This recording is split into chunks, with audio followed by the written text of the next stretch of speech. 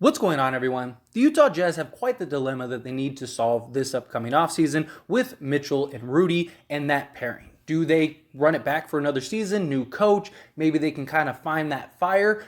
They're sort of this mid-tier team. I don't think that they're really ever going to be a contender, but maybe they look at it as like, let's give it one more run. New coach, Quinn Snyder's gone. Maybe they can kind of light this new flame. Or do they break it up? Do they trade Rudy? Do they trade Mitchell? And a lot of the thoughts are, okay, they're going to keep Donovan and trade Mitchell if that's the case, like if they're going to break up this pairing.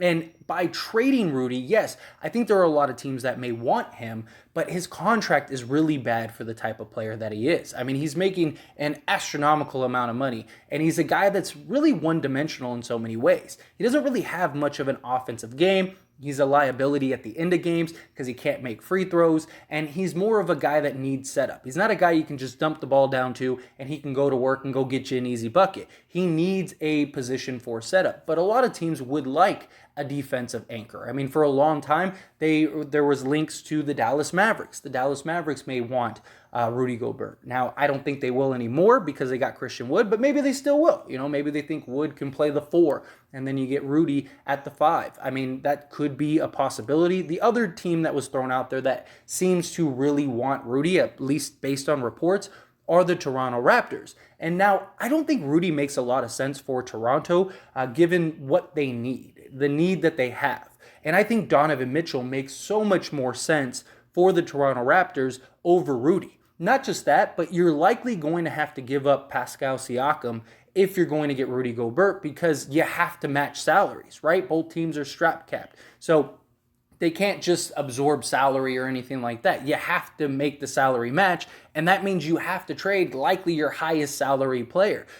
For Utah, if that trade is on the table, you do that immediately. But realistically, I don't think that the Toronto Raptors want to get rid of Pascal Siakam, although you could argue, Scotty Barnes' emergence, things like that, you still have OG. But I don't think that would ever come to light. I don't think that they would ever do that trade. But maybe for Donovan Mitchell, not trading Pascal Siakam, but maybe you center a package around Gary Trent Jr. and OG Anunoby. You could make that type of trade. And I think that this would be hugely beneficial for both teams because the Toronto Raptors, they have just an army of big wing players, right? They have enough guys that can supplement it. And again, the emergence of Scotty Barnes really helps alleviate the need for OG Anunoby. And now there's all these reports and things like that OG potentially might want out. Now that could just be thrown out there, but usually when this stuff gets out, one side or the other is leaking it out there. Whether it's OG and his team is just putting it out there to kind of, stir the pot a little bit, or it's the Toronto Raptors to kind of gauge and see, well, what's out there in a trade for him? And, they leak it so their hands are tied. We never said anything. We want to keep you. We don't want to trade you. You see it time and time again. I mean, even DeMar DeRozan, right? He was a guy that the owners and the GM were out talking about how they're not trading him and they can't wait for him to come back, and immediately was traded like a week later. So it's not out of the realm of possibility that OG may potentially be on the table. And I think a trade for Donovan Mitchell would make so much sense because he fits a need Toronto really needs. They have the defense. They have the wings. They have the guys needed. The one thing that I feel like they're lacking is that go-to consistent scorer. Because you see Toronto in many ways, and even in this most recent playoff run, they have these stretches where they just struggle to get buckets because they don't have anybody that is a truly just natural gifted scorer. And I think that's where Donovan Mitchell comes in. Donovan Mitchell also can play make, and I think Toronto really needs a playmaking guard. They need a guard that can, facilitate and pass up. Now, I do think that they would need more of a traditional point guard as currently constructed because I think, Fred VanVleet is not so much a point guard. He's more of like an undersized 2 guard, though he can get the ball rolling, things like that. Donovan Mitchell can do the same thing. So at least you have that point forward in Siakam, you have Donovan Mitchell, you have, Fred, and that is a core group of guys that have no problem moving the ball. And they've already explored on several occasions trade talks for Gary Trent Jr. There was talks about Gary Trent Jr., being traded this last, trade deadline. So clearly he's not a guy that they feel like they absolutely have to keep. And he would be perfect along with OG and Rudy, right? Because you have that outside shooting. You have these two wings that really help defensively. You become a much better defensive team than you've ever been if you're Utah. You still have Mike Conley. You still have Rudy. I mean, that's a pretty good core four. I think they are at least, worst case scenario, just as good as they were with Donovan Mitchell. And so having the Toronto Raptors add Donovan, I think that actually benefits Toronto tremendously as well. I don't think this is, a trade that's like, oh, well, this is super lopsided. I think this is a really fair trade. You're giving up, a scorer in Gary Trent Jr., but he's more of a flamethrower scorer, right? He's more of a guy that's either on or he's off. He's either giving you 30 or he's scoring 9. Like where Donovan, he can score in so many different ways. He is still a defensive guy. He hasn't really been a great defensive guy as of late, but I mean, he came into the NBA not as a scorer. Donovan Mitchell came in the NBA as an elite defender, and many people believed he was going to be this top two-way player. And he's sort of regressed, but think of everything he has to do with the Utah Jazz. He has to guard some of the best players. He has to score 30 a night. When he is traded to Toronto, or if he's traded to Toronto, he doesn't have to be that guy that night in and night out has to play lockdown defense against the best player. He's not a guy that has to do everything. He has more help offensively than he's ever had in his career. So he doesn't need to go get 30 a night. He could get 23 to 25 and dish out, 5 assists, 5 rebounds, guard, somebody, maybe not the best player, but he can guard one of the other good players. And you just have these wings and big guys just surrounding you defensively that can guard multiple positions. That's been Utah's biggest problem is the defense, because teams learn, I can just draw Rudy Gobert out and he's completely neutralized, right? All I need to do is just put a stretch guy on the floor. Rudy has to go out and, guard the guy. And I don't really have to worry about Rudy offensively because you can't dump it down to him, even though he's bigger than my guy. He's not a guy that's going to back you down and just, give a little floater or dunk and bang all over you. I mean, he can, but we don't see it enough. It's something that is a big issue. And Rudy demands the ball so much, and Donovan just seems to not even be interested in giving it to him. I just think the Toronto Raptors would be an absolute perfect fit for Donovan Mitchell. He honored Vince Carter in his dunk contest, things like that. So there's that connection. There's that, profoundness for the Toronto Raptors. I think that they are a Donovan Mitchell away from truly being maybe a potential contender. I think that they are a really good young team, and Donovan fits that perfectly. He fits the timeline, he fits the age, he fits everything you need from the Toronto Raptors standpoint. I think, Missouri signs hey, let's do this immediately. I don't think there's any hesitation in something like this. You're getting a guy in Donovan Mitchell that night in and night out is going to give you, 25 a game consistently. He can distribute. He can do everything you need that this Toronto Raptors team clearly needs. I mean, there were stretches, like 5-6 minute stretches where the Toronto Raptors didn't score a point in the playoffs. That's terrible. And it's because they don't have that go-to scorer. They have a bunch of really great wings that when they're on, and can they create? Yeah. But when they're not hitting their shots, they're kind of neutralized. I mean, they're great defensively and in other areas, but they need that consistent go-to scorer.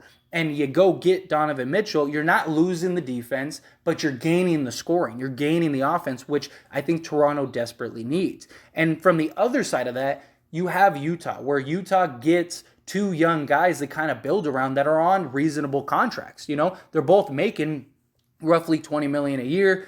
So you get OG, who can be your guy, right? I mean, now he can be the consistent go-to scorer for you. Lock down the best player. He can sort of do a lot of things that maybe Donovan can't do.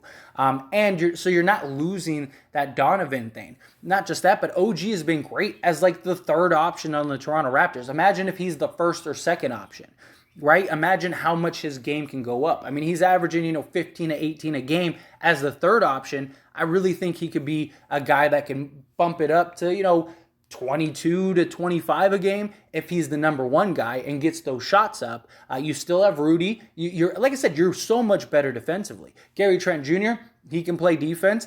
He's on par with Donovan. Is he a lockdown defender? No, but he is a guy that can play defense. He's a good-sized wing. And, again, a flamethrower, a guy that can light it up if, he's hot, if he's going.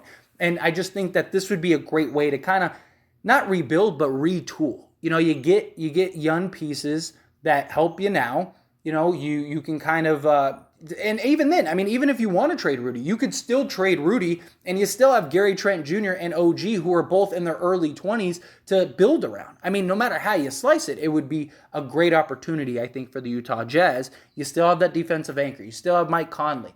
You still have other pieces to add around these guys, but now you got these three core guys that not only are great now, but even for the future, even for the next several years, and you kind of put the pieces in to kind of center around those guys. I believe that they would be just as good, if not maybe even slightly better than they were.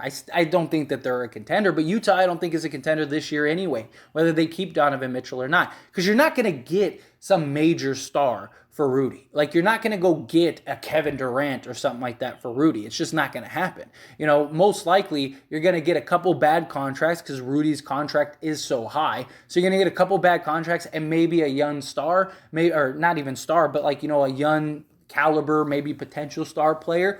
I just don't see that. Or you're getting a handful of role players, which I don't think makes your team any better. So, maybe you can move off of Rudy, and maybe you got some more reasonable contracts that you can unload and stuff. I just think it makes everything much more challenging for Utah. I think Utah, in reality, is very likely stuck with Rudy. Now, no player is untradeable. I don't think he's untradeable. And I do think there are teams that would take him on for the right offer. As long as you're not gutting me, I'll give you some bad contracts, stuff like that. Like, I could see somebody like the New York Knicks saying, hey, we'll take Rudy. We'll give you, Evan Fournier and Julius Randle and, and whatever we need to kind of match the contracts. We'll give you quickly too, something like that.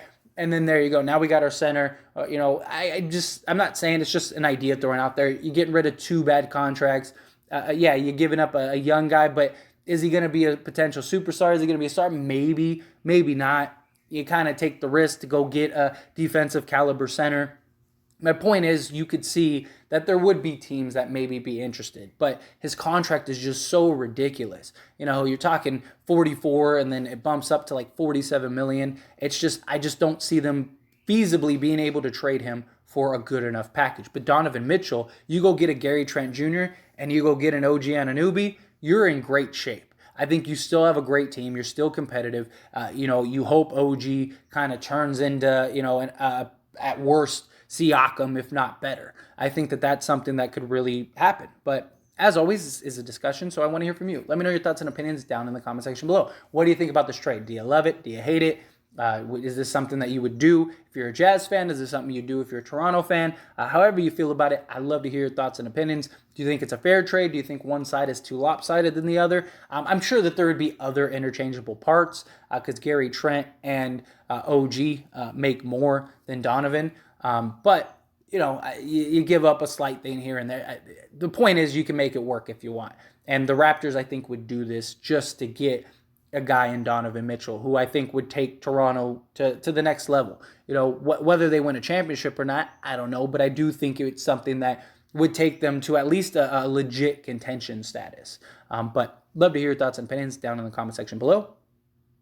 That being said, hit that like button. Helps me out a lot. Lets me know you enjoy these types of videos, and I truly appreciate it. If you're not subscribed to the channel, hit that subscribe button, followed by the bell notification. Stay up to date with all things sports. Join this wonderful community and all of our discussions.